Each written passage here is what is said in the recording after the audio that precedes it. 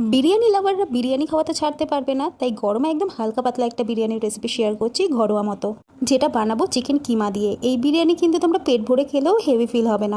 বিরিয়ানিতে তো আলু মাস্ট, তাই এখানে আলুগুলোকে আমি কেটে নুন আর একটুখানি হলুদ দিয়ে হাফ সেদ্ধ করে নিচ্ছি।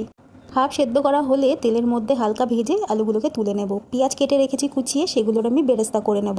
হাফ পেঁয়াজ দিয়ে আমি বেরেস্তা করে তুলে নিচ্ছি। বাকি হাফ পেঁয়াজ আমি একটু ভাজা ভাজা করে তার মধ্যে দিয়ে দেবো 1 চামচ আদা রসুন বাটা, নুন, লঙ্কা গুঁড়ো, অল্প জিরে গুঁড়ো আর হলুদ একদম 1 পিঞ্চ দিচ্ছি, যেহেতু মাছ মাংস হলুদ ছাড়া রান্না করতে নেই তাই। আর দিয়ে দিলাম 2 চামচ টক দই। মশলাটাকে ভালোভাবে কষিয়ে এখানে চিকেন কিমাটা দিয়ে দিলাম। মাংসটাকে একদম কিমা করিনি, একটু ছোট ছোট করে কেটে নিয়েছি। এইভাবে দিলে কিন্তু বিরিয়ানি খেতে দারুণ লাগে। মাংসটা ভালোভাবে কষিয়ে 4টে কাঁচা লঙ্কাও দিয়ে দিয়েছিলাম। আর মাংসটা যখন হাফ হয়ে গেছে তার মধ্যে আমি আলুটা দিয়ে দিয়েছি আর একটু কষিয়ে লাস্টে বিরিয়ানি মশলা দিয়ে নাড়াচাড়া করে গ্যাসের ফ্লেমটাকে অফ করে রেখেছি। এদিকে চালটা আমি 80%-এর মতো সেদ্ধ করে জল ঝরিয়ে নিয়েছি। ওই চালটা মানে ভাতটার মধ্যে নুন আর অল্প বিরিয়ানি মশলা দিয়ে হালকা নাড়াচাড়া করে নিয়েছি আর একটুখানি ঘিও দিয়েছিলাম।